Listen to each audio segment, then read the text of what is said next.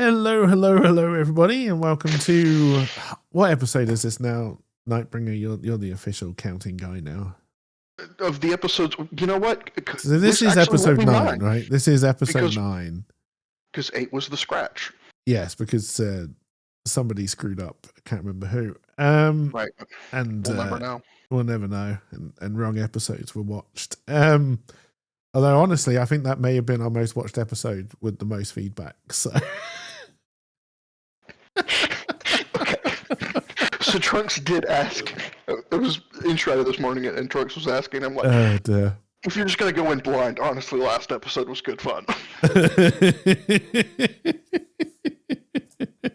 So yeah, and then this week we're reviewing 2 episodes of Murder, She Wrote. And I'll be honest, I can't really remember either of them as a separate entity. I'm mixing the 2 together. I know that. Tell me you at least remember how annoying the child was. Oh, that I kept preaching about last week. Both of the children. The girl wasn't nearly as bad. Only because she wasn't used as often. Yeah, well, but yes, it seems like they dialed up his mic. The boy. God. Oh my God. Like if that kid was begging me to take them to this thing, I'd be like, no, fuck you. See, I would have taken him and then made him take the place of horrible Horatio and then horrible Horatio. All right.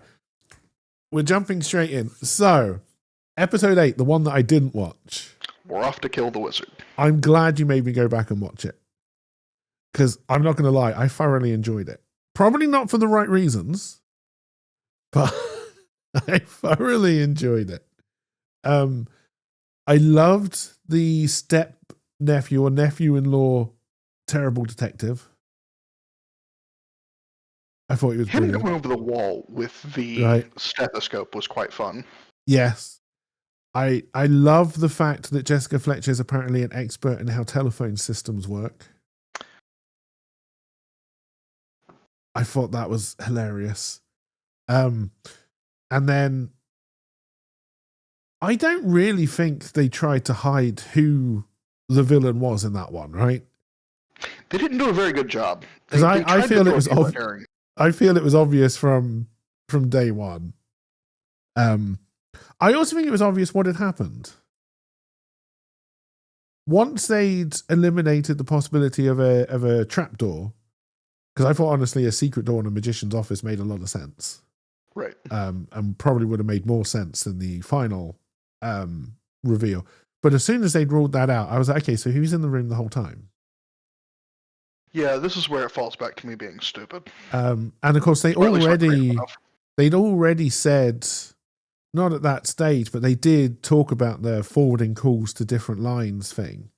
Yes, they did establish that quite well.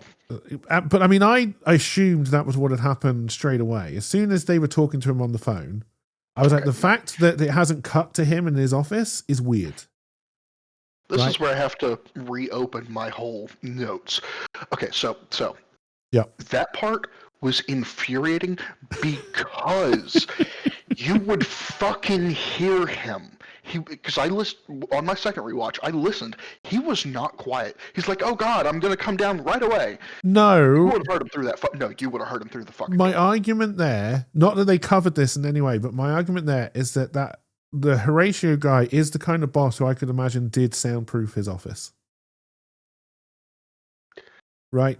They didn't tell you that. They didn't sell you that. And then based on how thin and shit that door was, you're going to hear them through the door regardless. But I was kind of like, yeah, I can see, like, this guy has got a device so he can lock people in and out of his office, right, from his desk. Did that lock look like a $3 piece of shit to you? Yeah, that lock. Like, shit to me. So this is what the whole thing, right? So one, the gunshot going off, right? I don't know how they both honed in straight away that it came from that office, which again argues against the fact that it was soundproofed because they heard the gunshot. A gunshot's pretty fucking loud though. Have you? No, it is loud, but it echoes around everywhere. Yeah, but soundproofing and they're in a to eliminate echoing. they're in an underground, basically an underground bunker. That gunshot probably would have reverberated everywhere. And I argue it would have been very difficult to pinpoint exactly where it was. But not one, but two security guards did. They're actually, so the thing I will say on the gunshot is they did know very few people were left in the building. That is also true. Both went to Horatio's but they office. both went to Horatio's office. And I would expect that one of them would have actually gone to the actual murderer's office. But I had notes from earlier in the episode as well. So. Oh, yes. Yeah. There's quite a lot of good stuff earlier on, actually. I both this episode and the next, oh, no, wait, that's a different comment. The first comment was, okay, so to cover both, and the thing that frustrates, I don't know, I'm having a harder and harder time buying the Jessica is always right on who is innocent, that she's infallible on that, because just instantly, with both situations, yes, no question whatsoever they're innocent. But at some point, she has to be wrong. Right. At some point, she has to be wrong. But so yeah, there's a whole bit at the start where it kind of sets up the reason why she's in whatever part of America this was. Which is family again. Which is family again, but she's also there to do a lecture. Right? Yeah, but okay. Because that's what she says. That's what she says, because, you know, visiting you should be like short and sweet, whatever, however it is she phrases it. And then she's going to do a lecture and then she's going to leave. Even though the niece, yes, the niece is the relative. It was a nephew-in-law, wasn't it? Yeah. The niece wants him to stay. And yeah, I can kind of see Jessica Fletcher. Okay, she's going to be down there anyway to do a lecture. She does seem like the kind of person who would probably want to stay with family rather than a hotel. Not to save money necessarily, but she seems like she quite enjoys being around people. Right? I do have to argue that she has some logic to the argument of leave while they still want you there, not when they're tired of you. No. It's a good statement, and it as if anybody is ever a guest of somebody, yes, you know, leave as quickly as you can, really, because you don't want to become a burden. And I like that. I honestly thought it was a nice little bit of Jessica Fletcher being aware of herself in a way, right? Which I liked. I have issue with saying as fast as you can. Well, no, it's not about as fast as you can, but like, yeah, like you don't want to stay. You don't want to become a burden and overstay your welcome. And honestly, for most people, that's 2 days. And then, unless they're on holiday as well, a car shows up. Yes, I didn't. A lot of this was weird. This is the bit that I didn't particularly like. Right, her being with the family, I can buy. Right, even though I really want to know how prolific her brothers and sisters were at having children, because it seems like they were very, very good at it. I'm surprised she hasn't gone to a Catholic church yet. So that's one question. But then this whole subplot of her being drawn into this horrible Horatio's world, I thought was ludicrous. But I loved it.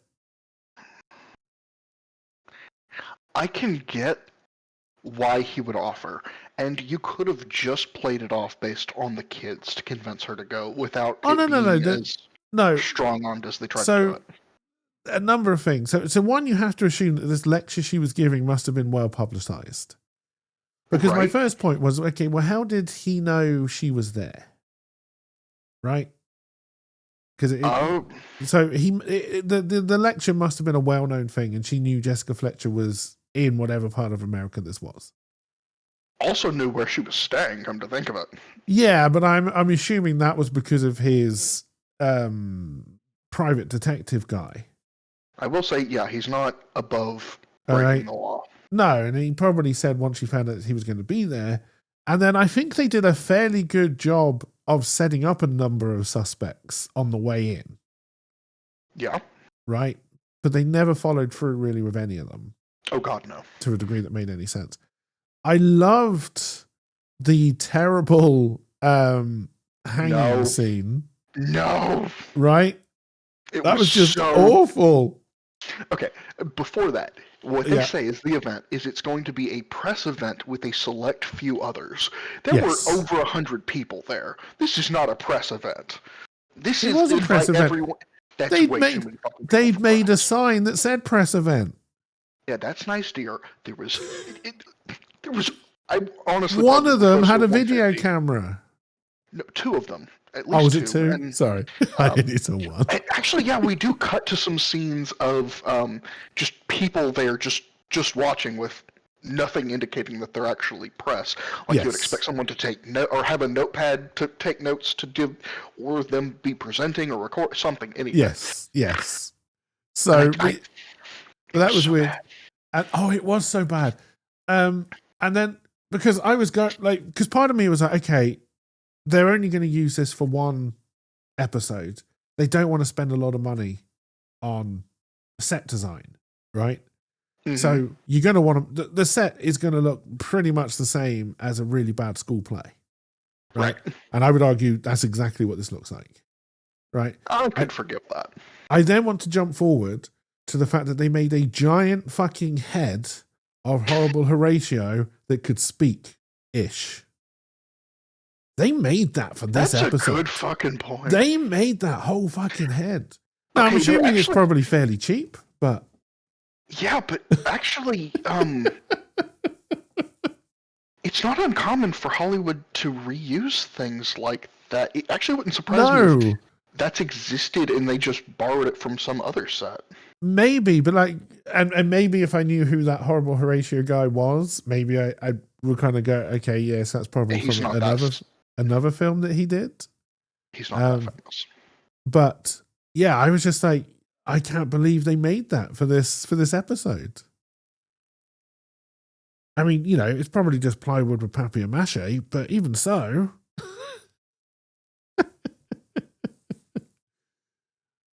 His name was James Coco, and he doesn't appear to have been that prolific. Yeah, so they probably did just make it before that. Oh yeah, maybe it existed and they just painted it up to look a little bit different, but it looks so much like him. I can't believe they didn't make it. We've got to go back to the opening scene. So they do a gag where they're going to hang horrible Horatio for his crimes, yeah.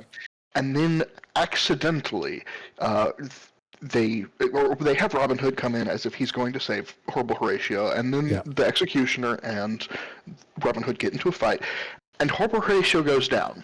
Mm-hmm. And obviously not all the... Well, I don't even... What the fuck? How did he teleport to the top of the building? That's the magic trick. This is gallows. Why would you have a bottom section of the gallows blocked off visibly? That doesn't make sense. How do you design... No. So again, you're designing a magic trick rather than an actual gallows. Yes, I agree. Everyone's going to stare at it and think, what the fuck is this gallows have a blocked off bottom? Obviously that's bullshit. Yes, because normally the whole point was that you saw the whole hanging, right? Yeah. That was the whole point. Everyone knows what gallows look like. But yes, obviously it's built for the trick. So he goes down. You're assuming there's got to be some kind of ladder or lift up to the top behind, because it's all connected. It's all connected. There's a rocket. Well, no, because there's a fairly long delay. No, there's not. Yes, there is, because you've got all the actors looking confused and worried and going, "Oh my god, what's happened?" And the audience goes, "Oh my god, what's happened?" So it is. I would imagine in total, in real life, like I think in the show, it's probably maybe 10 seconds max. You wouldn't want to keep the audience in suspense that long about someone's death for 30 seconds, though. And he's at least 30 feet higher. I reckon 30 seconds is enough. I reckon 30 seconds. Well, that's why I reckon it must be some kind of lift. That's a fast fucking lift. That would be a fast lift. But yeah, I reckon that's how they must do it. Or there's twins. Because I'll be honest, I was waiting for some kind of twin twist at some point. I could have seen that. Because, the magicians and twins makes a lot of sense. But no. But again, I think you just come out somewhere else and it not be as but again, it's meant to look like a wonderful trick, right? And again, the audience will be questioning, well, how the fuck did he get up there so quick, right? So I could kind of understand that, kind of. He makes it clear his audience isn't the adults, it's the kids. You don't have to do that much to surprise a child. They're kind of stupid.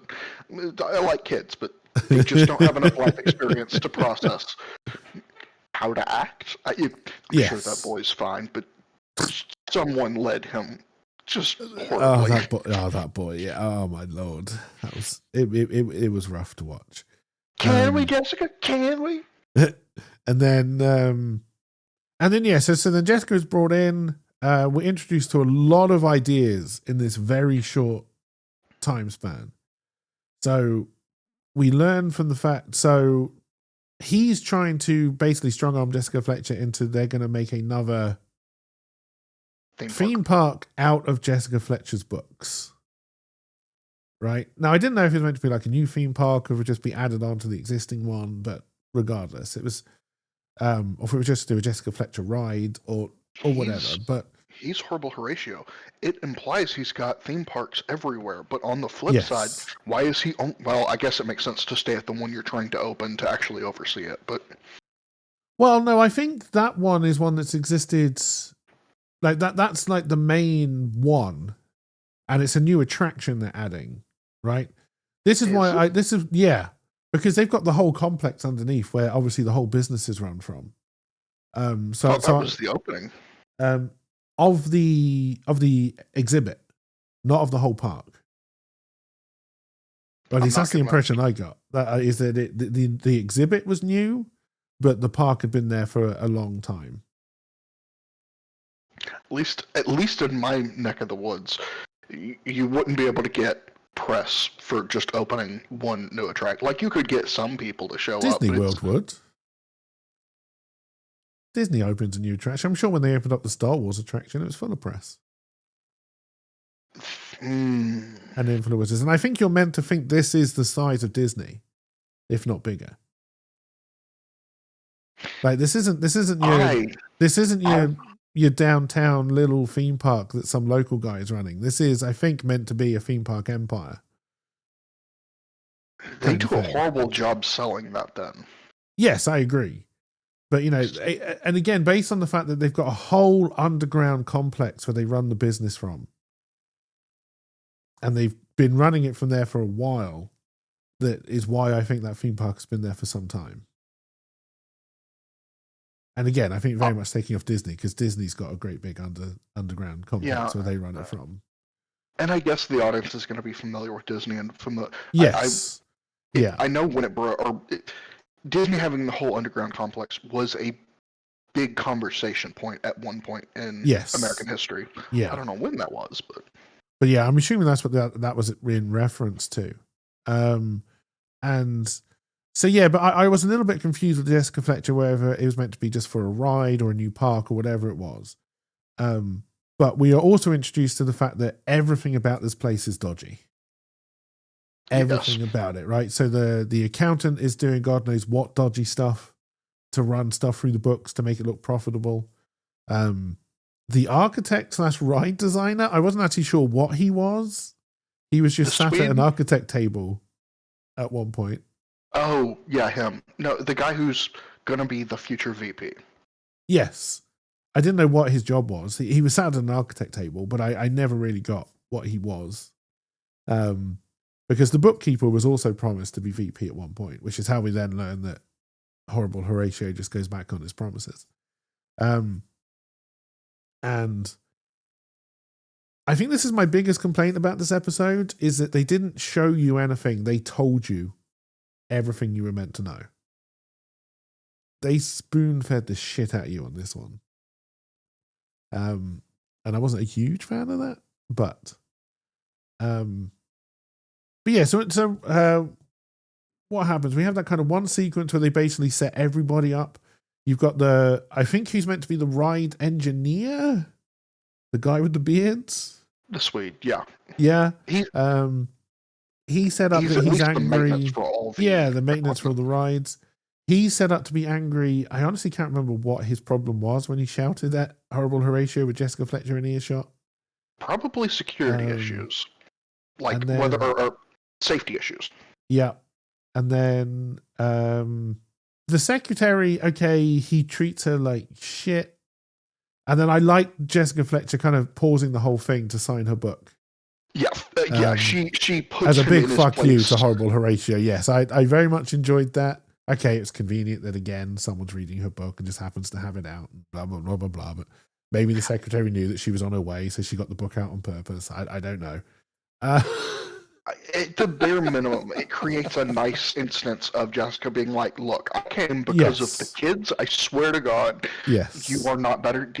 Go fuck yourself, Horatio. Go fuck yourself." It was nice. And then obviously there's a bit in the office where she says no, and he locks her in with the little device, and then she forces him to leave. Well, she forces him to let her out.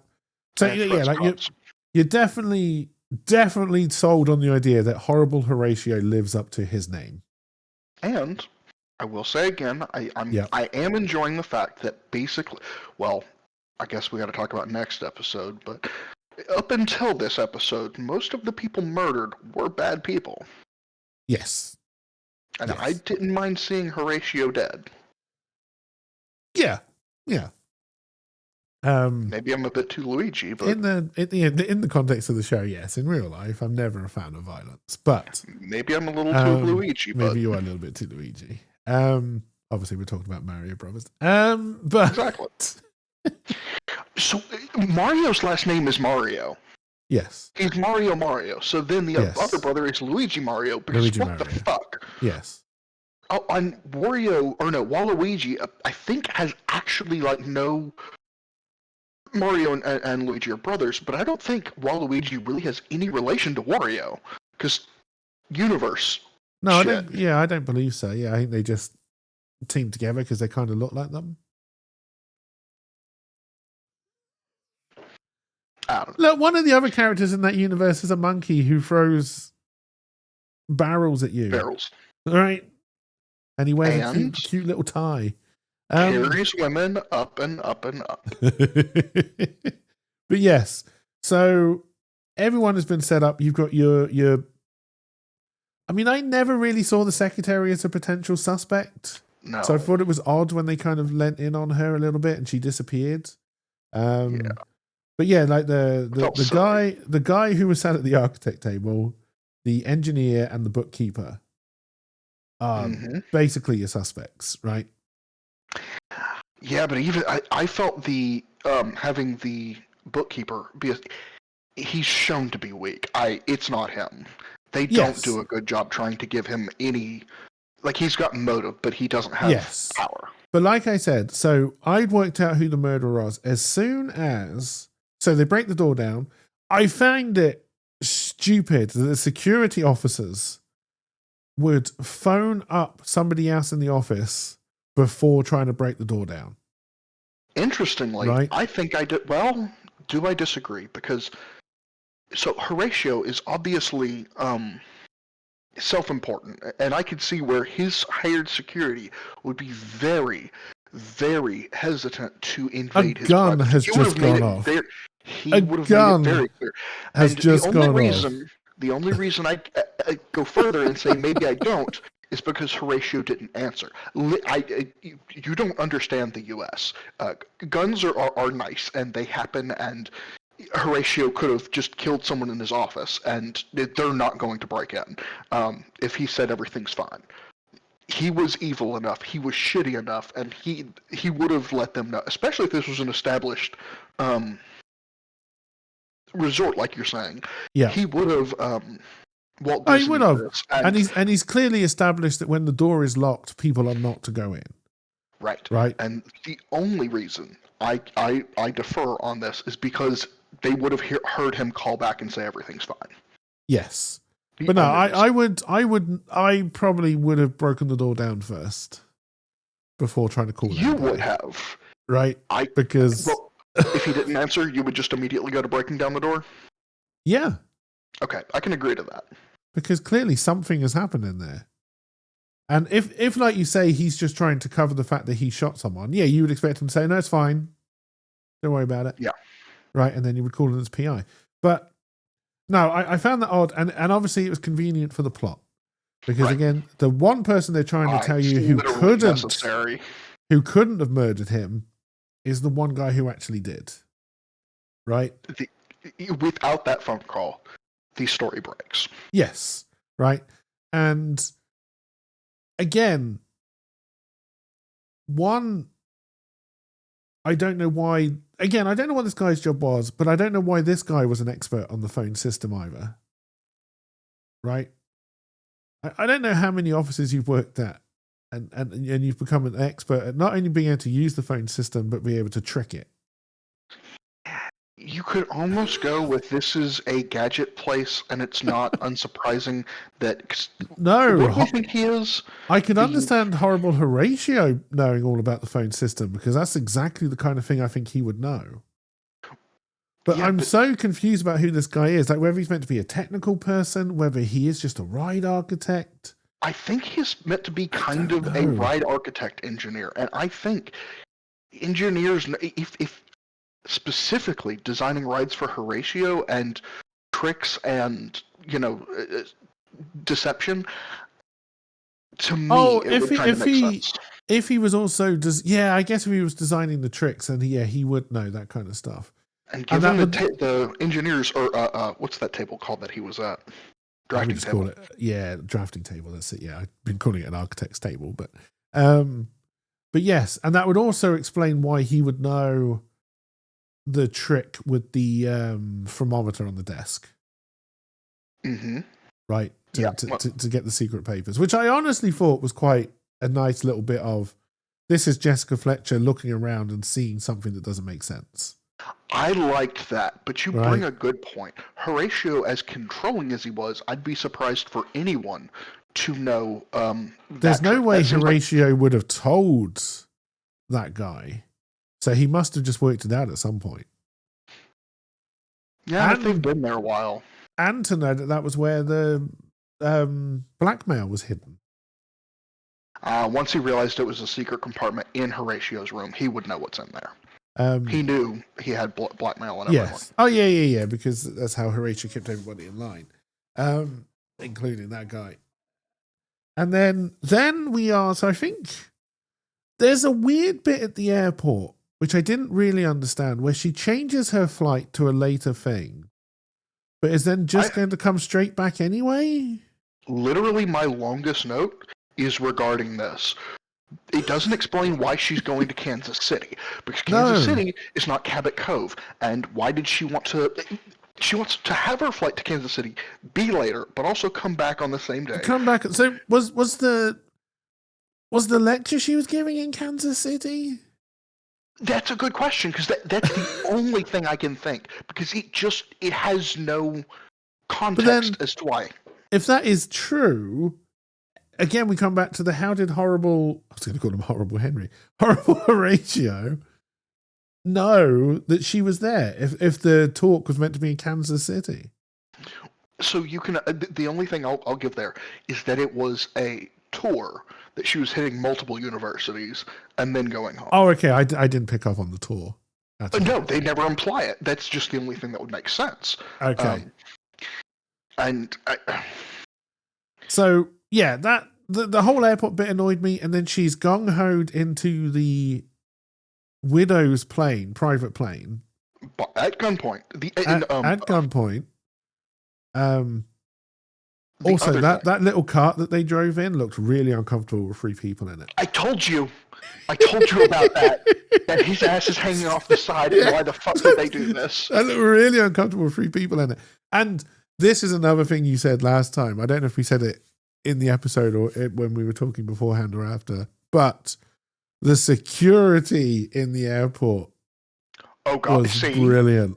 I mentioned it, and it was absolutely brilliant. Yeah, there's absolutely, like, she turns up and they're like, "Oh, that plane's going to leave in about 10 minutes." Yeah, well, then you fucking missed it, love. The only reason I can fathom for that whole scene, for her to have a flight to leave, is to further set up the manager, the business manager / widow's fuckboy, It's to get as a red herring. But it's to introduce the widow and the idea of money and the idea the that the business fuckboy might have manager killed that they're him. having an affair. Yes. That's But the you could only have done reason this. that exists. And then we don't see her leave. We don't see her come back. None of that makes it just why. Well, she flies Why? somewhere on the plane, and I don't know how awkward the rest of that trip was. Also, honestly, if you're going to go that far, you're going to offer a win $100,000, but literally at gunpoint in a fucking airport. Yes. Obviously, this is before 9/11, but what the hell? In an airport, and then they do fly her to Kansas City, one assumes. Honestly, she puts her belt on, so they're clearly they're flying, they're going. My sole argument here is the furthering, like,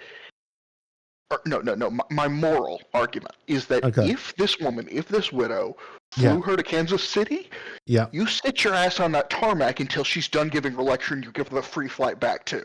Because what the fuck, you just off, at gunpoint? No, you let her ride in your private jet twice.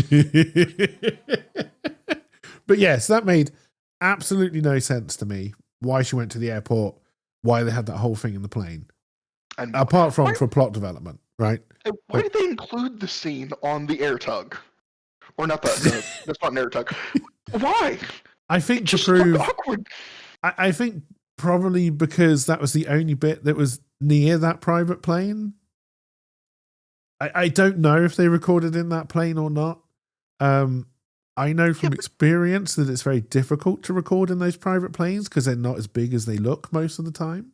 Yeah, but the inside shots of the plane, to me, sell private jet well enough that you don't have to actually show the jet. But that's the only reason I can assume is that they wanted to show we are on an airport, there is a plane. Though I will say, given how often we criticize them for not selling us on something, maybe they realize they're having trouble doing that consistently. So that is also true. That is also true. But yeah, so there's that whole weird bit on the plane, and the money bit doesn't really make a lot of sense. Now, the whole please convince people he didn't commit suicide because I need the life insurance thing, that made sense. Yes. That made sense. I got that. We forgot to mention that they tried to make it look like a suicide. It's Murder, She Wrote. We mentioned it well enough because it was a gunshot in the room and he's dead and no one else could get in. No one else was in the room, yeah. So you got that whole bit, and then I think we're back at the niece's house, and she's cooking burgers for everybody, and there's another bit of brilliant acting from your favorite actor child. I don't want that burger to go to waste. See, you remembered the line. You love that kid. You love that kid. He's brilliant. That's not quite the line, but that's close enough. Yes, it's close enough. And then this again to me is actually, I don't know if she has been on the plane at this point or not, but the fact that she's invited in by the lead detective because she happened to be like the fact that you would want to talk to her because she was there the day that he died. Yes. The fact that you bring her in because it looks like some kind of closed room mystery is just weird. She's famous. Her nephew they haven't even detective. They haven't even tried standing. to investigate it themselves yet. They haven't even tried. Do you expect cops to do actual work? Have you heard of Ballet, Texas? There was hundreds of people, and they didn't do a damn thing. They sat on their sweet asses. Yes, which is why they would hate to bring in consultants. The consultant does the work. Hate it. No, you don't want them to do the work. Because that's just going to show you up. No, most police officers have to do something. Most police officers hate consultants with an absolute passion. While you're right, in reality, for the script of this, for the concept of, hey, this is a high-profile murder that we have to solve. There's no way the public's going to accept this being a suicide. We know that, and therefore we need help because it's going to do more damage to our PR to not solve this. At that initial time, had the medical examiner already said that it can't possibly be suicide? Yes. Okay. They bring her in on the idea that it's suicide, but when they get there, the chief inspector, the principal cop, does say, yeah, it's impossible, and we're trying to help you determine how the impossible was possible. Because I assume also he's read her book. You would assume so, or at least the nephew-in-law has sung her praises. Oh yeah, in the office, right? You would imagine, but yes. Again, I thought it was a little bit convenient. I mean, again, it's convenient that she's been invited there beforehand. Like the whole thing that people just die around her is. I'm trying to get over it. I know she has to be involved. I know she has to get there, but the whole fact that she's always there. I think the week between each episode is letting me suspend that disbelief of maybe why is everyone dying around her. Maybe. And it's serial. It's always going to be a new day and a new murder. So then we're introduced to this. I think what's meant to be like the entrance to a roller coaster or something, or maybe a house of horrors. I don't know.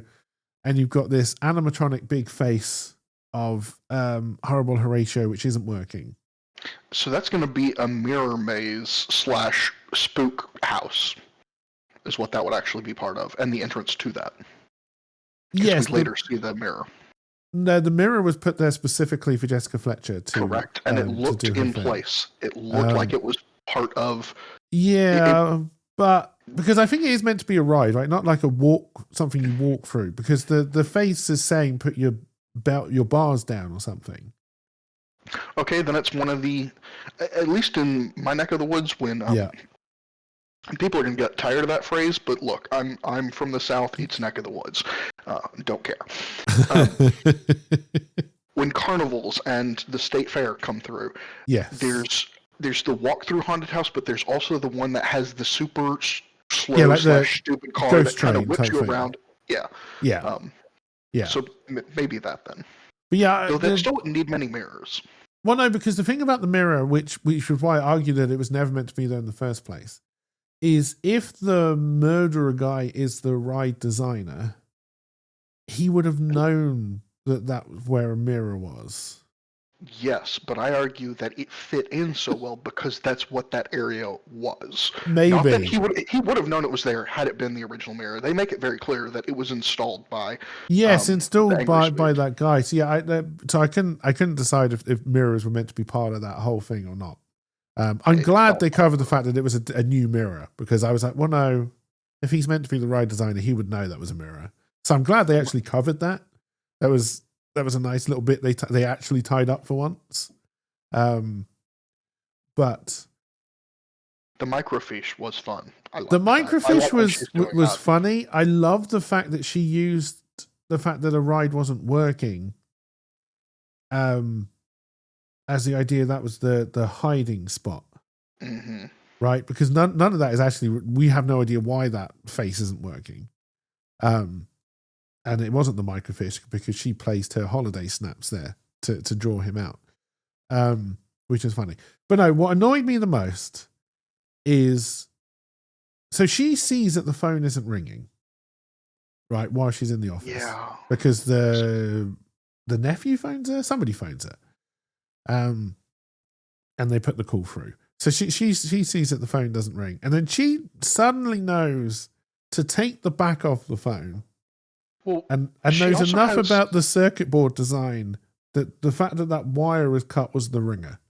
So why did she take the first call in there in the first place? Because the second call is she has someone from the secretary's desk call Horatio's to further prove the ringer doesn't work. The nephew-in-law cop phones the office, and the security guard answers it at the secretary's desk.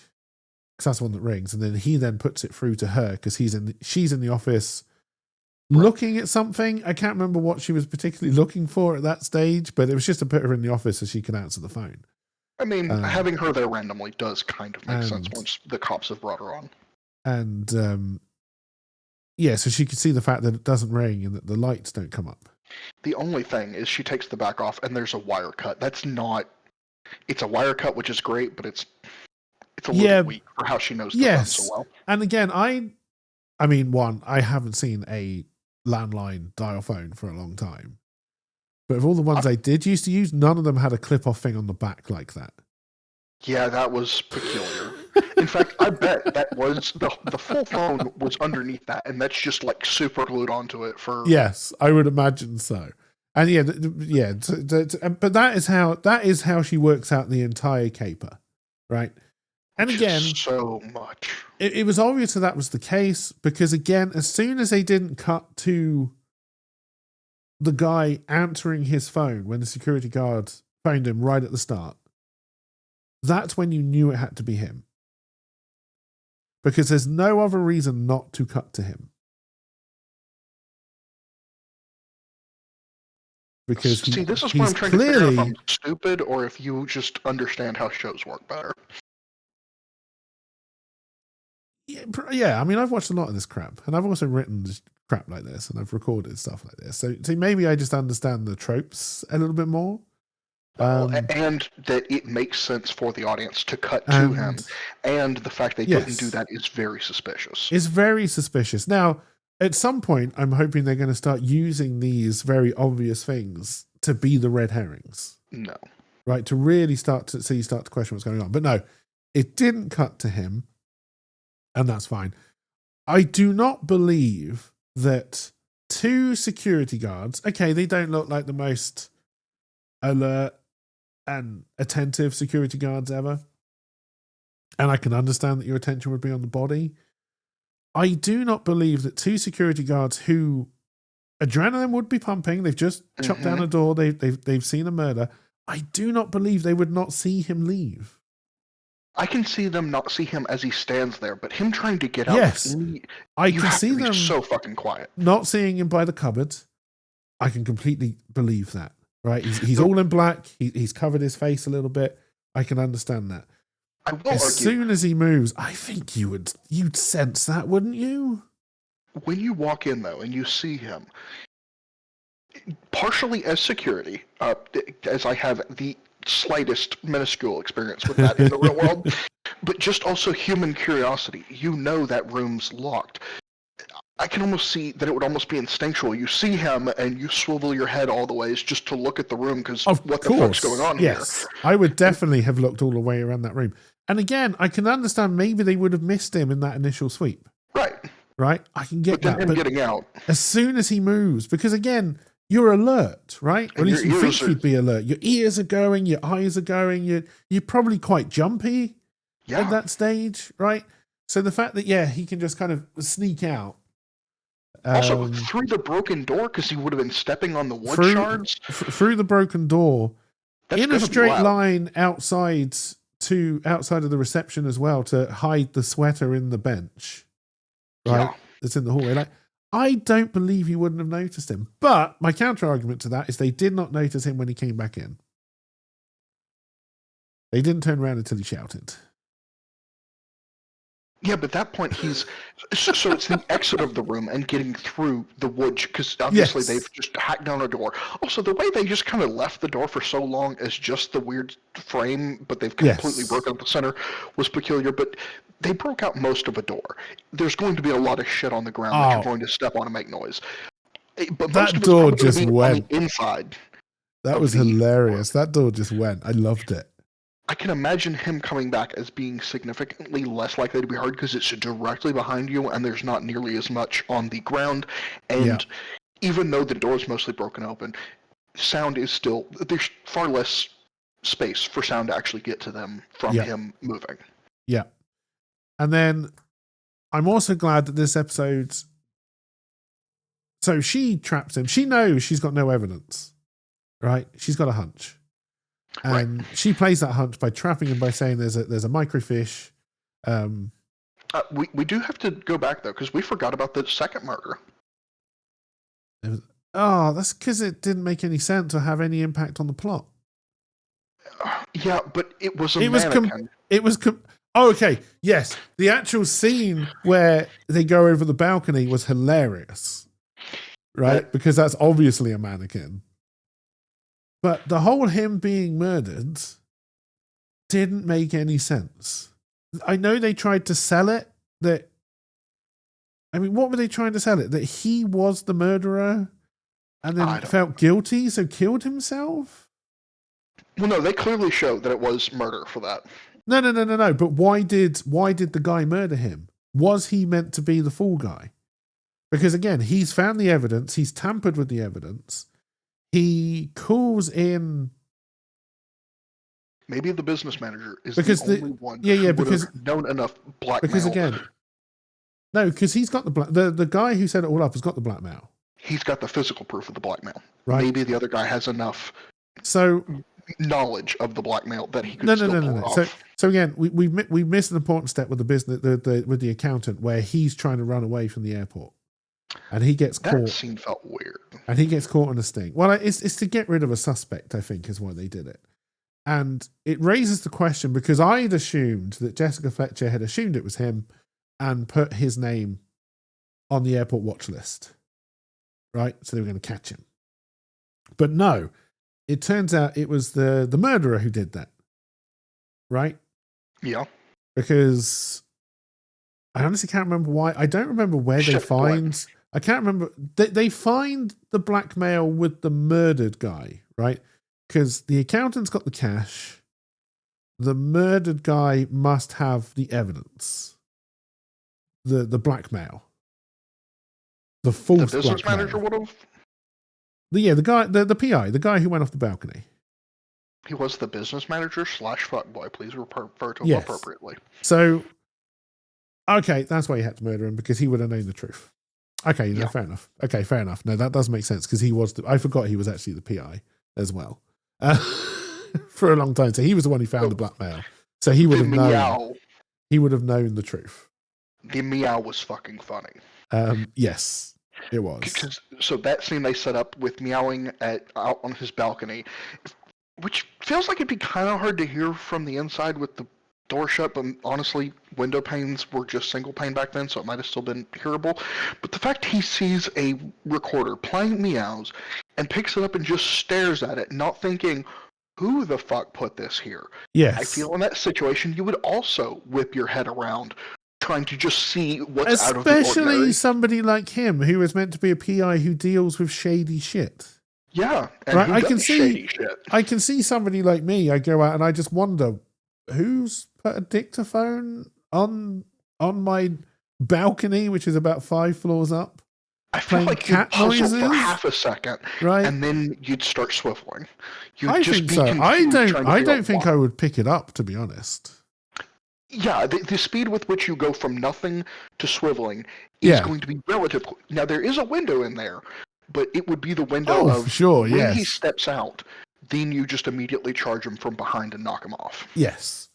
So yeah, and then there's this whole bit where obviously the blackmail has been changed. That's why you had to kill the other guy to hide the truth. But I think it was also possibly to set him up as the murderer, because somebody's got to be convicted of this murder, and you don't want it to be you. So I'm assuming some part of that plot was the guy committed suicide because of the guilt. I don't know. If that was the case, I don't think they really explained that very well. And then you couldn't have it be a revenge killing, but no one would want revenge for Horatio. Yeah. And then they set the trap. I do want to talk about the money though, and the accountant. Okay. How much are people assholes? That the man, I'm sorry, I cannot imagine myself immediately seeing a man fall over, money come out of his brief. What kind of asshole are you? It's not your fucking money. 100% I can see people taking that money. Fuck them. 100%. I'd be helping him pick it up, right? To put it back in his briefcase. And I feel like people would have done, what do you expect trying to snatch money from the man who's right there? He's going to try to stop it. You snatch it and you run. There's no security cameras back then. You get away with it. But yeah, no, it was odd how quickly they descended on him. But then, they got all the money back. And I think that was just to get rid of him as a suspect. Is that he'd been blackmailed, but he was running away, and he just wanted to get out of Dodge, right? And then I think we're finally at the trap, and I like the trap. Yes, I like the trap. I like the fact they did a what is it called? That mirror trick. Oh, good question. I just liked that this wasn't quite the same. Dylan spills all the beans to Jessica No, unnecessarily. this is what I was saying. So I like the fact that so she has an idea of who it is, but she's got And no I'm gonna prove evidence, it. and there's no way that this is going to go through to court, right? So sets up a trap for the old microfiche, uses his own thing of forwarding the calls against him, because again, that proves she knew exactly what was happening. And then, she says she's going to be 40 minutes. I don't know the whole why he brought the microfiche thing, but He's I just guess that committed has to to make murders. sense. He's committed 2 murders, and blackmail is the thing that would put, or evidence of the blackmail being stolen is going to put him away. I can see him being rushed to the microfiche because what the fuck? There's something I didn't know about that contains more blackmail. That was the thing. Is the I don't really understand why he straight away believed Jessica Fletcher that this microfiche existed. Fear. Maybe fear. Maybe I don't know. But yes, whatever reason he buys it. So he goes straight down, and he finds the microfiche in the ride. Which again, in and of itself, is still not enough evidence that he did anything wrong, right? Because he may have just gone down to see if Jessica Fletcher was right at this stage, right? And she's going to be 40 minutes. He can't wait 40 minutes. He hasn't got that kind of patience. So you could easily get through the idea that no, still not guilty. So then there's the trap. So Jessica Fletcher appears and is explaining everything and how she knows he did it and all this kind of thing. And then he makes the fatal mistake of pulling a gun. Well, he says, "What's one more murder?" Yes, exactly. Verbatim. What's one more murder? And shoots Jessica Fletcher. What if there was... I'm confused, though, because we're talking about all this microfiche. What if there was megafiche? What if that's why there was issues with that ride? Dear. But yeah, I'm making that joke. We don't know what the problem with the ride was, because it wasn't Jessica Fletcher's holiday snaps. Megafiche. But yeah, so he then shoots Jessica Fletcher. Turns out that was a mirror. Does that count as an attempted homicide, though? Yes, I think because he never shot at her. He just shot where he thought she was. Yeah, but no, I think that would definitely count as an attempted suicide. Attempted homicide. Yeah. A jury would side, obviously, with that. Yes. And then it turns out, and again, I argue the fact I don't know how he didn't know everyone else was there. Yeah, because that was a lot of people actually that come out. There was a lot of people there. A lot of people there. Like, and it could have just been one of the cops, and that would be sufficient. But the cop and the Swede. Do you know what? Even if it's just the cops, right? Because they'd be trained to do that kind of thing, right? I could understand. The Swede's going to be there, right? Well, no, the Swede had to be there to set up the trick. He doesn't have to be there for the reveal. Yeah, but he's also. Right? He has pride, and he's tired of people fucking with his shit. He built all of his shit he's done has been as best as he could to keep up to things. Yes. I can imagine him being pissed off enough to want to stay around to see how this shit goes down. But this is his baby. Yeah, but again, as a cop, you wouldn't have allowed him to stay. Oh, fair point. But, again, it's TV, so it's fine. But no, I like that, and I like the fact that it wasn't him talking his way into jail. He acted as if he was alone and that he could still get away with it. And that was the proof. And it was there, and you've got witnesses to see it. I like the fact this is one of the first murders that I think Jessica Fletcher has solved where I think actually when it goes to court, he did end up in prison. The confessions on some of the other ones would have put them away. Though I am trying to figure out how many of the people who have just flat out spilled the beans were women versus men, because I almost feel like they're trying to... Because we have had a lot of female killers. A lot of female killers, and they always kill because they love somebody. Yeah, which is weak sauce shit. Which it brings us on to the next episode pretty well. Spoilers. But no, I liked episode 8. I thought it was just fun enough and just stupid enough. I think I know why we're going to disagree. with I did enjoy this episode. With a fairly clever-ish murder and a fairly clever gotcha moment. Yes. So I enjoyed that. A lot of the stuff in the middle, the whole thing with the secretary made no sense to me. No. The fact that she then gives this person who wants to be an author $100,000 I actually to set buy her that up. one. I buy that one. I don't really particularly understand. She's getting the money. It's convenient for her to just get rid of the money this way. Yes, but this is $100,000 in the 80s. Even though I think it would be more likely that she would give it to a charity. I think she would give it to a charity. This is a good a feel-good moment for the audience. Yes, but as far as I can tell, the secretary was only there for that final feel-good moment. Which is fine. And I don't know. She was also there in the beginning to create a foil to Horatio. Kind of, but not really. A weak foil. And then she was never a viable suspect, even though she convinced she did it. Oh, can I go back? To when they show him falling down into the statue? Right? Wait.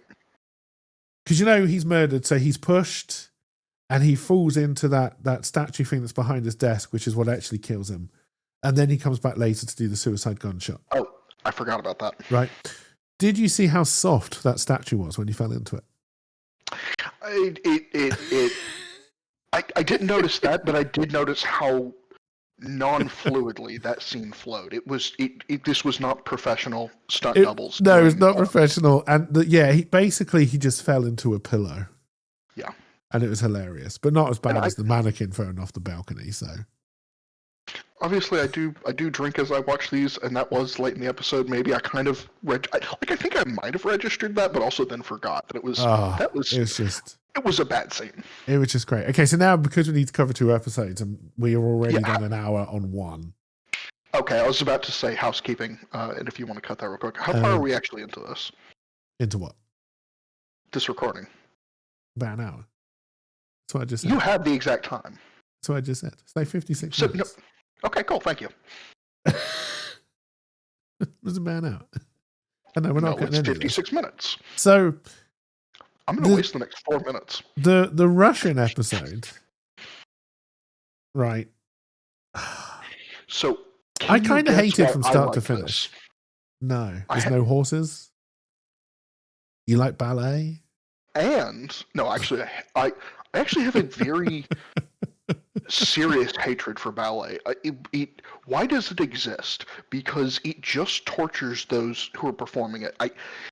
To me, there's no amount of art that is worth the profound damage they do to their feet in ballet.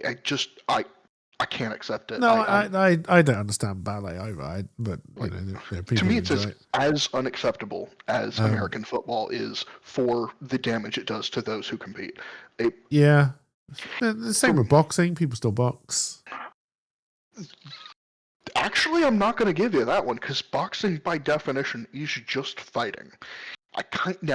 Boxing is a sport, and it's terrible for brain damage. It's exactly the same as American football. At least in American football, they give you hats. Exactly.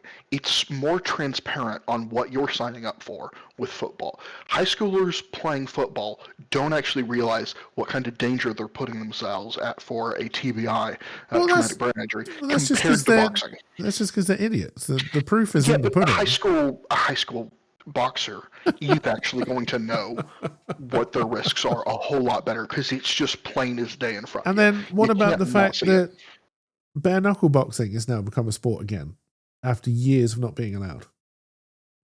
Is that not just MMA? You could argue that, but no, they are doing proper just bare. It's the same rules as boxing, but you don't need the gloves anymore. Okay, that is stupid. So why would you do that? But anyway, that's not the point. So yes, so I think they were going for like a spy thriller type vibe.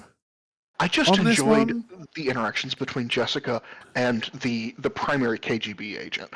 I thought it was fun. Yes, I enjoyed. But again, this is because this was the whole. This is a spy thriller. This is not a murder Oh yeah, the murder investigation, right? The murder didn't even really matter. Yeah, on this second rewatch, just before I was such, still trying to figure right? out why. The murder didn't really matter at all. But we do get good evidence again of villain unnecessarily spilling the beans.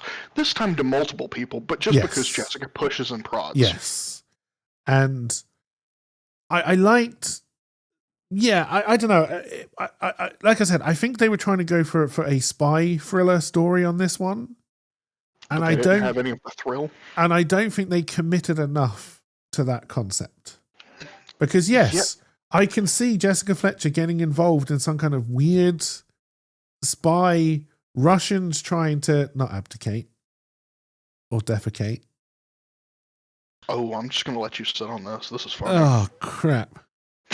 See, that's defecate again. Oh, whatever it is.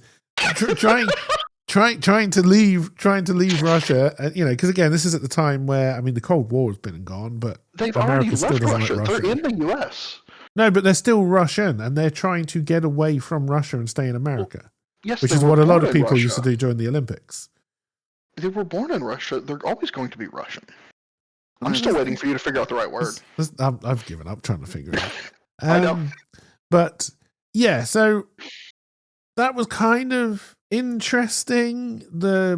I don't understand again why the old man invites Jessica Fletcher to the ballet when he knows he's about to do this. I know they try and argue it's to give him cover that a single man going to the ballet would look odd. I don't really buy that. Like, would you really take Jessica Fletcher of all people as your beard? I will. Yeah. So I'll say he would be perceived as a creep, or at least today would be perceived as the old creepy dude wanting to spy on or wanting to ogle women. But that type of attention is still not the same attention as the attention you get, or as the attention he's worried about. Yes. So I didn't understand that. And yeah, if you're going to take a beard, I definitely would not take Jessica Fletcher. But because if anyone's going to pick up on what you're doing, it's Jessica fucking Fletcher. So I don't know why you would take her. How subtle was that pull of the playbill? Oh the God, bottom of the deck. That was awful. Like, I love the fact that at the end, like when Jessica Fletcher is talking to that guy, the steward or whatever he was. I was like, well, I noticed you dealt a playbill from the bottom of the deck. I was like, yeah, every fucker did. Yes. That was the least obvious thing in the world. And then they show some very bad ballet. Bear in mind, because I kind of remember at the time when the Russian ballet was allowed back into the US. And I remember this being a big thing. Because again, there was all this anti-Russia stuff. It's almost as if like history repeats itself. There was a bit of propaganda sprinkled into this one, I will say. What I liked about it though is because I do agree with you, the KGB agent I thought was really good, especially their interactions. And the interplay between them was really good, and it was almost at that hint that like, okay, possibly America and Russia shouldn't hate each other as much as they probably did at this stage when this Murder She Wrote episode was made. Right? The ending scene definitely alludes to that. But a lot of the other stuff, again, I don't think you needed the murder at all. No. I think you could do this entire episode where it's just a spy thriller and Jessica Fletcher is trying to work out what happened. Okay, you have to have a reason for them to be hiding in Cabot Cove. Didn't we also have the issue previously of this murder doesn't even make sense? So first, this murder isn't necessary for the plot line. You're absolutely correct. But it also... She did it out of love, Knight. She did it out of love. Yeah, but it's stupid. Out of love. It didn't advance her objective towards love. But I agree. I didn't understand that. How did this help her stay closer to him? I didn't understand that whole thing at all. Now again, they set him up as the kind of person that you're not sad that he's dead. It was no, hang on, who did get shot? I've forgotten that. It's not the creep. No, because the creep It's not stays. the creep. The creep stays on because he's American. You can't kill the American. Oh, No, okay. it's just some KGB guy, isn't it? Yeah, but Sergey is actually one of the few KGB agents I like because he's Yes. the one telling off the American creep who's. Yes. Yes. Holy shit, was that aggressive? Because in my mind, it was the creep who got murdered, but I was like, no, that's not right. No. No. And then Sergey was trying to defend, like, even if it was just nationalism. Holy shit, was the American creep? Oh, the American creep was disgusting. Yes, he would have raped her in plain sight of everyone if he thought he could get away with it. And then because right at the end, it's him who takes her to Cabot Cove. I did find that slightly funny though, which was weird. She would be able to bait him into doing. Oh, she would have been able to, but yes. But yeah, the murder didn't make sense, and it wasn't really necessary for the plot, other than to have them have to be hidden. So you can't go straight to the embassy, which is clearly what the original plan was. Straight to the American embassy and keep them from having to go back to Russia. And to have it be an episode of Murder, She Wrote. So yeah, so the bits at Cabot Cove with the sheriff, I loved. Oh yeah, absolutely loved the fact he's talking to this Russian guy who's being put to work as a fisherman. Again, the fact that the Earl Ethan. Okay, so I just noticed something. Yeah. I went to the Wikipedia site that has, and I went back to see the season 1 page. This is our last instance with Ethan. Ethan never comes back. Oh, that's such a shame because again, I love the fact that Jessica Fletcher says hide these people and he puts them to work. I love that. Absolutely love that. And then you've got the sheriff coming in. Because obviously the KGB agent is meant to be as clever, if not cleverer, than Jessica Fletcher, right? He's not more clever, but this is the first time when you've got people that they're on the same level, right, and which was kind of funny, yeah, which was kind of nice. The fact that he suspects that Jessica Fletcher has sent them over to Cabot Cove, what was nice. But yes, the sheriff talking to the Russian guy first of all, and he's just saying yes, no, was funny. And then he obviously sees the woman and goes, oh, she's a pretty little thing.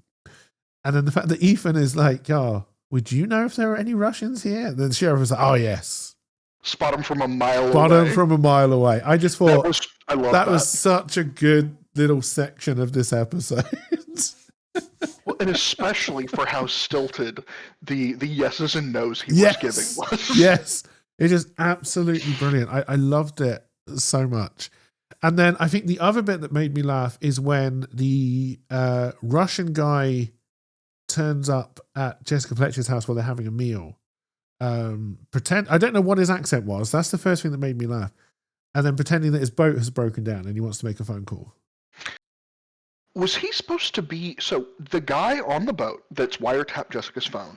Yeah. One of the people that guy talks to is the FBI agent who we see at the very beginning of the episode. Oh God, I don't remember an FBI agent. Right? And it's only useful because I rewatched it this morning.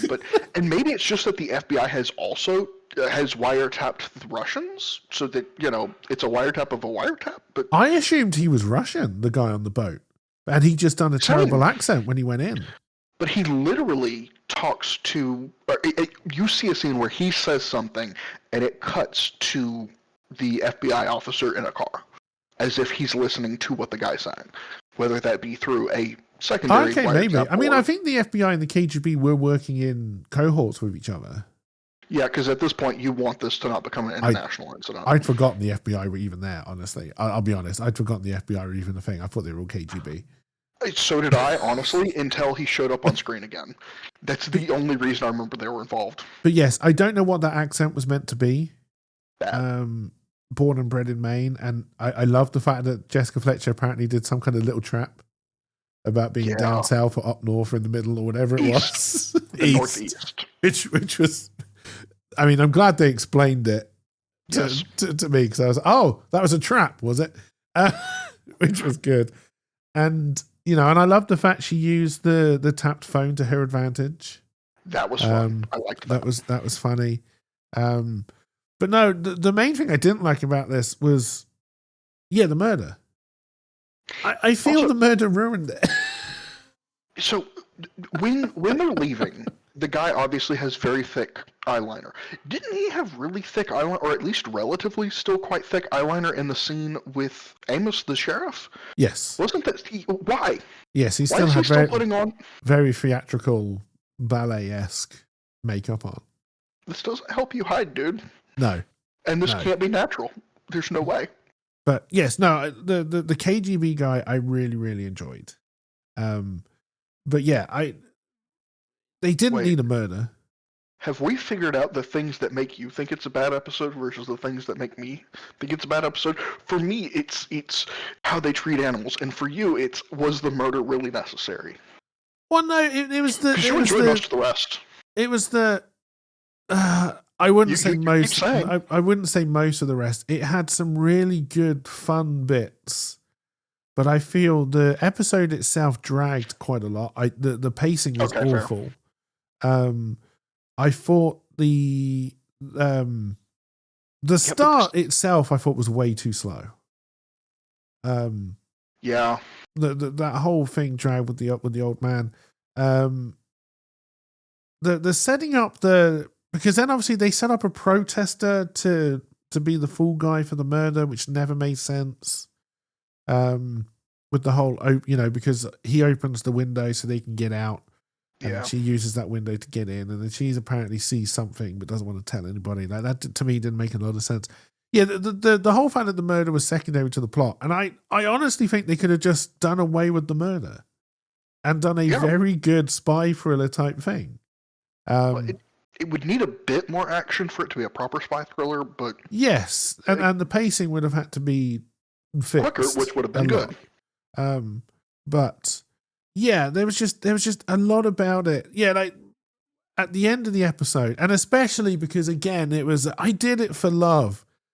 We're 9 episodes in. You've done that 3 times already, and it was right. It was the worst. It was the worst for love. Yes, I'm not sold on any of that. And it's just like, come on, can you not go to a different well for a murder that didn't even need to fucking happen?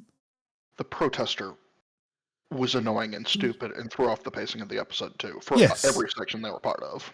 Well, and so much of it, the creepiness of the guy wasn't really necessary to move the plot on. Yeah, because you could have had him be very charming, pleasant, and caring, and he still would have driven her out there. Yeah. And that's the only other time he's useful. That's the only. But I think that was to set up. I don't know. Because the murder was irrelevant, and honestly, I feel in the episode they treated the murder as largely irrelevant. The fact that they try to set up an interesting murder story, they just kind of don't go anywhere with it. Yeah, because the KGB officer's far more concerned with finding the two of them and using the murder as his excuse for pursuing that goal. Yes.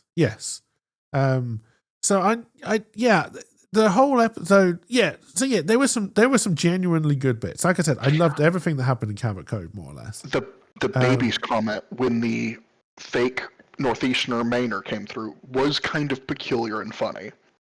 What was that? So she's trying to explain why the full table is set for visitors, yes, and there's no one there. Right. And there's no one there. That was honestly her weakest moment of trying to say, oh, you know how people are with babies. Like they were coming late. Weak. And then, that to me is why I didn't like the episode, because I thought like from start to finish, so much was unnecessary. And I guess I feel it's probably the first episode I've watched where I think they really could have done this so much better. Yeah. Like I feel this episode had a lot of potential. Yeah, a lot of fun bits, a lot of dark bits, a lot of obviously commentary on the Russia-America feelings at the time. Which time? Then or now? Well, I mean... Actually, now it's not right. Not now. America, you love Russia. We've gone the wrong way. We're going back to the other direction of they're evil. So, but yes, it was, and then every time they showed what was meant to be this fantastic ballet, I was like, this does not look like good ballet. I will say on that, set dressing and everything. Yeah. Like, this is meant to be the Russians have come over to do a ballet, and as far as I can tell, they're in some kind of school gymnasium with terrible papier-mâché trees. I will say that given that this is also Russia trying to convince the U.S. that they are incredibly successful, powerful, and doing Yes. fantastic. Thank you for asking. Yeah. And yeah, it was not the best. So, You like, did not get the vibe of no, this is our best, and we're trying to convince you that. None of that felt right to me. Even when you're in North Korea and they specifically only let visitors view the best things, it actually still looks pretty good. And this is North Korea, the shit show of the shit show. Yeah. Oh, it's the same within China. You see the cities, China looks pretty nice, pretty modern, pretty Western. And then I'm not going to compare current China to then Russia, though. I will compare current North Korea to then Soviet Union. Not that different. But yes. The reason I didn't like this episode is it didn't make sense. It seemed pointless. Again, they went down to the I did it for love which I'm sick of. I don't know why you would take Jessica Fletcher to you as your beard when you're trying to do something that dodgy, which will potentially get everybody in trouble. But that's before the murder. That's just trying to get your great niece out of Russia or whatever relation she was. So if we agree that he has to have a beard, or at least he's established that he thinks to have one, there is the requirement that they be willing to break international law and it be someone that he trusts. And Jessica's character has been shown on display because you have to leave at some point, and she came there with him. Yeah, but do you not just take someone who's stupid enough to not work out what's going on? Because it was interesting because they hid the guy. He's the chauffeur. Yeah, but they tried nothing with the great niece. She just changed. She just changed outfit or something, which didn't make a lot of sense. When you want to hide someone, you put them in a uniform where you think of them as chauffeur, not person. Yes. You see their uniform and therefore categorize them without needing any additional thought. But I don't know. I definitely. I think I enjoyed the Wizards one because from start to finish they kept a certain almost whimsical tone, and it kind of all just kind of fits together quite nicely. Whereas this one, I feel they tacked a murder onto a completely different story and did not mesh the two very well at all. Or maybe it's. If there's a very good interplay, then I'm willing to like it. But if there's a very bad interplay, like I don't know the kid existing, my suspension of disbelief takes backseat. But no shade against the actual kid, but holy shit, guys, you fucked this up.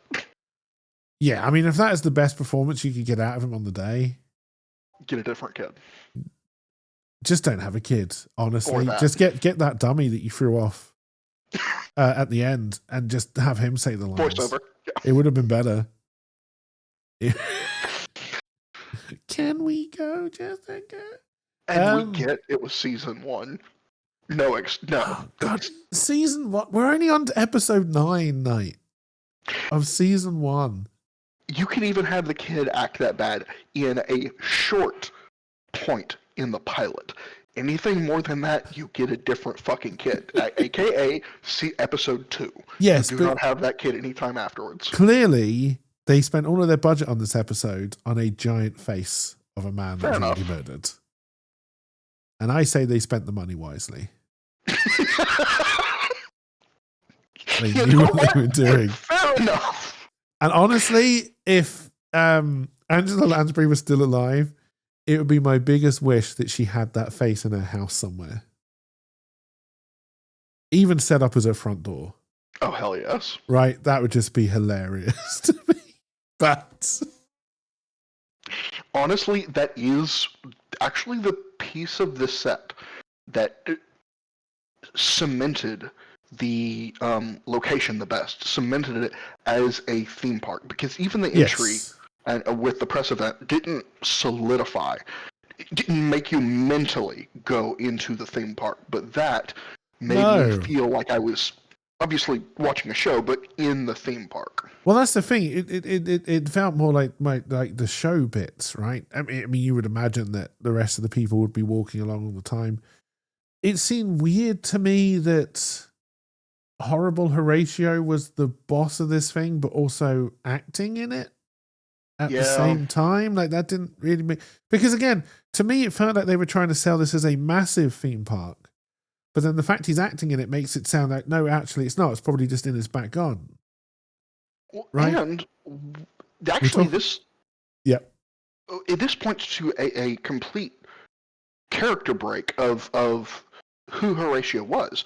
Horatio, we know he's a colossal sack de la shit. Yes.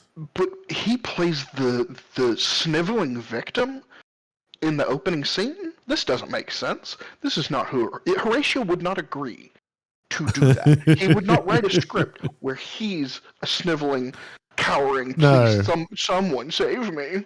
He would write himself as maybe the executioner, someone badass, or the hero. Well, I mean, this character of Horrible Horatio being the sniveling thing is obviously something that exists beyond the new attraction, right? Still doesn't make sense. Because again, you know, the large face is him being Horrible Horatio again.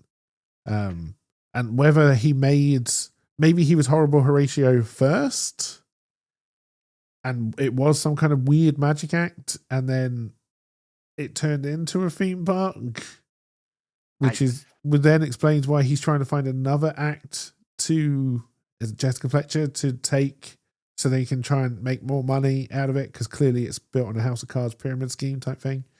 But yeah, it doesn't make sense. It doesn't make sense. But do you have any more notes on the Russian episode? Oh, sorry. It wasn't good acting out of the woman in the confession scene. It was. I'm not an actor. I did it for love. Her trying to immediately pin it on the creepy dude was kind of funny. Yes, that did amuse me slightly. Yes. Yeah, I think that's why. I think that's why she. But yeah, and again, because that's Jessica Fletcher setting a trap, right? Using the tapped phone, which again, there's always some clever moments in Murder, She Wrote. Right, the fact that she knew the phone was tapped, and then used that to her advantage. Again, I will say, it's the kind of thing you would expect a spy to do, but I don't know about a widow from Cabot Cove. Yeah, but she does write murder mystery novels. She writes murder mystery novels. Spies can be involved. I don't know why this makes her an expert in all these different things. That's a good question. I think I hate the ending scene between Jessica and the KGB agent. It just, I don't know. Was it too much propaganda? Was it too disingenuous? There was a lot of propaganda in this one. I mean, like I said, it was clearly made to deal with tensions at the time. Yeah, but it also then very clearly shows it doesn't de-escalate the tensions by basically the very end scene saying Russia is complete shit, anyone and everyone. Even this super important guy, if he was to spend a week, he would just never leave. Yes. Yes. Because obviously Russia is that much of a shithole. But again, that makes the Americans feel good. They want to feel good, then go murder some more Native Americans. But don't do that. Okay. But I'm yes. Obviously kidding. Yeah, I honestly thought it was an incredibly forgettable episode. Oh no, that's the other episode. I'm not going back to that one. Oops. Oh god, which one? What? I'm not sure that it was a House of Cards. I think he spent too much money on what he thought was important, which was the basement.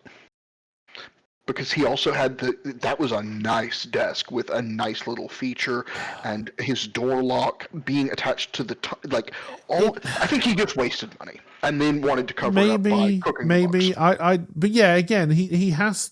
But again, it is a House of Cards, so yeah, because then it's just investment. He has to bring Jessica Fletcher in because that needs to fill the gap. of his in the investing. original company. So yeah, it's a House of Cards pyramid scheme that he's trying to build to cover up It's an whatever has investment happened scheme. to gone wrong in the first place. But yeah. I mean, I think episode 8 was much better than episode 9. I really do. Still not my favorite. No. But honestly, I'm forgetting all the episodes now, so trying to rank these at the end of season 1 is going to be interesting. VLC has double speed, and I think I can get it to triple speed. To get a reminder, there is one episode I will not be rewatching, though. Yeah, the one with the boat. You didn't like the one with the boat. No, the horses and the dogs. Swear to God. You knew that. Of course I knew that. Don't you play with me.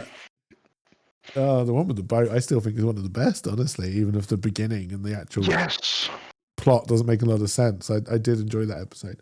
I am curious about going back and actually watching that one at one-time speed, at the end of the season, just to see how I feel about it then. But no, I still can't believe we're only 9 episodes in. I still do not understand how Murder, She Wrote got a second season. Yeah. Though we did establish that the halfway breaks after 12 episodes, so maybe that will change our opinion slightly. Maybe, but yes, I do not understand how this carries on after season 1 at the moment. There is a reason for I think there's a reason. The notes was... Okay, no, they were siblings. The two kids were, but that's not really useful.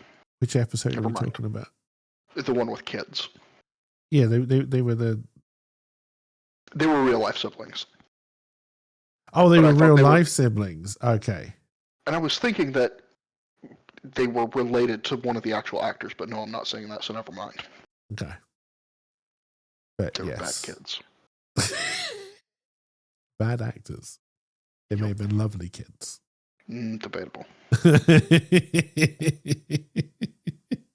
But yes, I am glad you made me go back and watch episode 8 and we didn't just try and plow through and ignore it. Because... yeah, but it did make for a fun episode 8. It did. I don't think doing 2 episodes in one... I mean, part of me wants to do 2 episodes in one because it means we get through it quicker. But... Yeah, I don't think it's the way forward. And then the next episode is episode 10. I'm going to write that down. Oh no, I will be messaging you again. So I make sure I watch episode 10. To passively aggressively remind you how to count. Episode like 21 or something. And yeah, I'm sure that's how far we got in. I don't know what you're talking about now.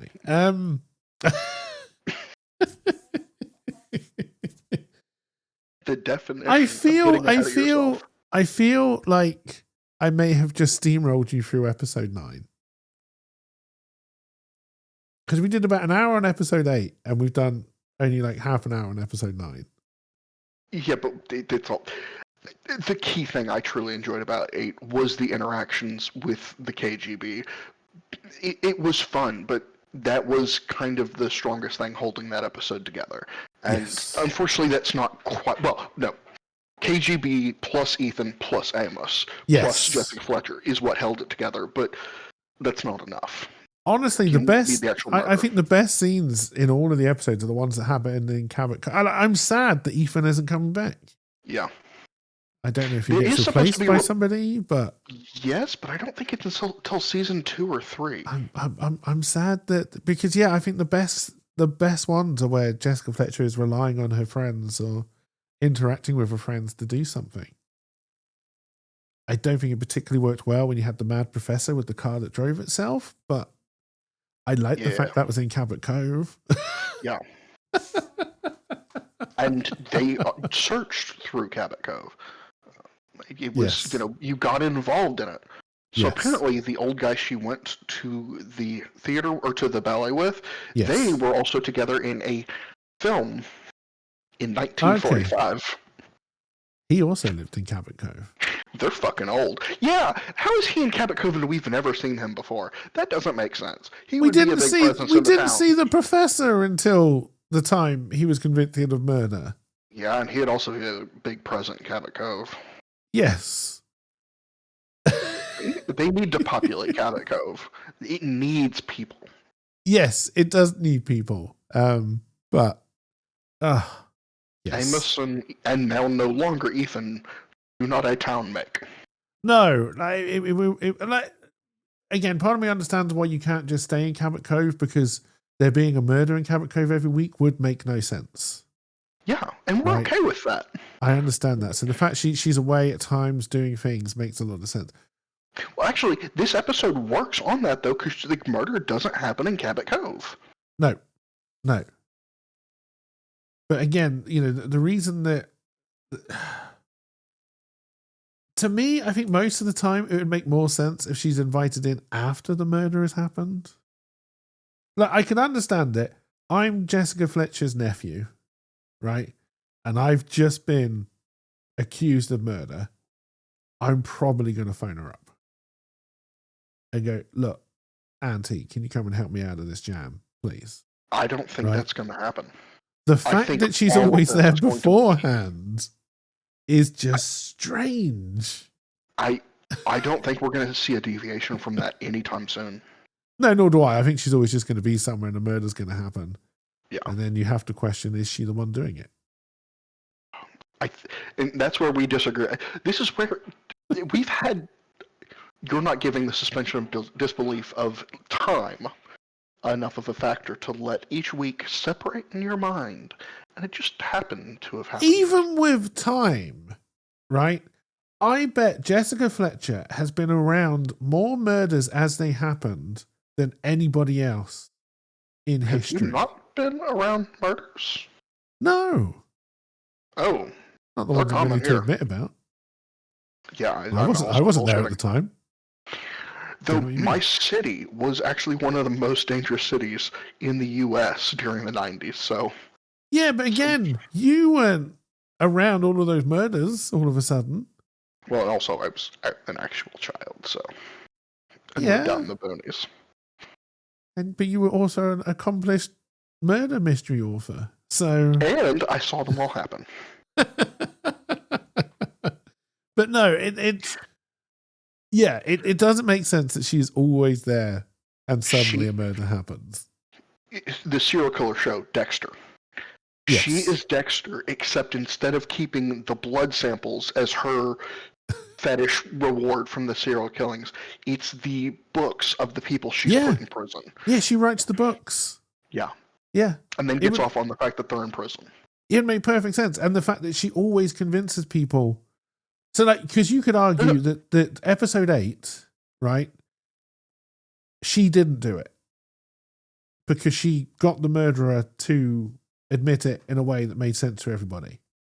Well, right? No, she's not even. She's not doing the murders. She's also convincing these people to do the murders without even knowing that she's present. No, I like the fact that she does the murders.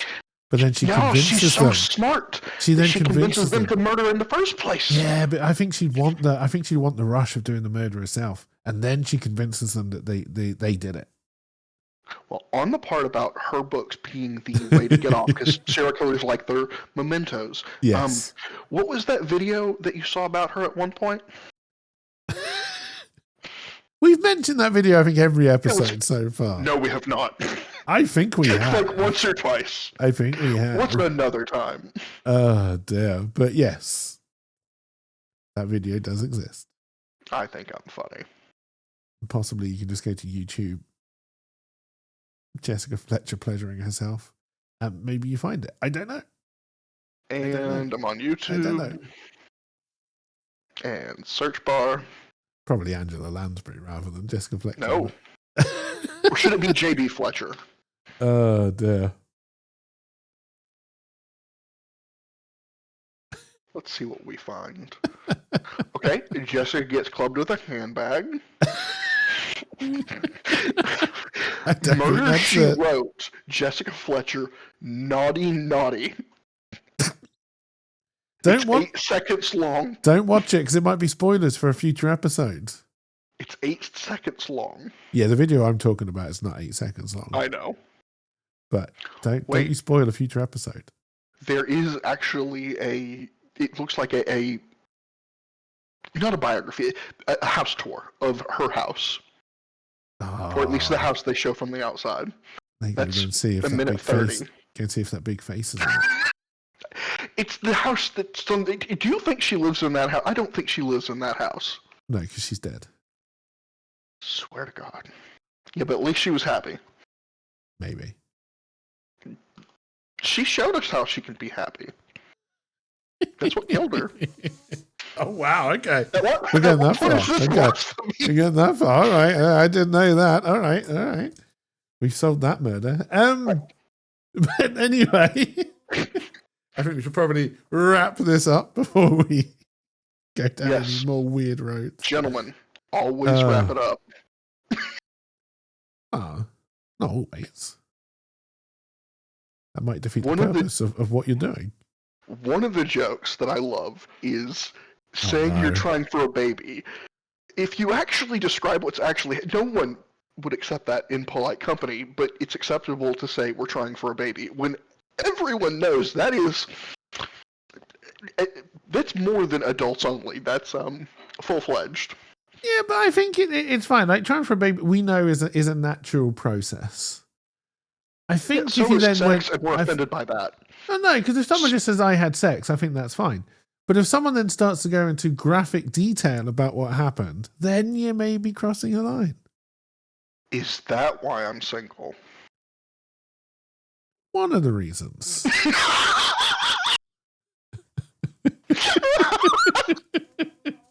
Well played. All right, ladies and gentlemen. Anyway, yeah, I think that's it. Yeah, just bye. Bye.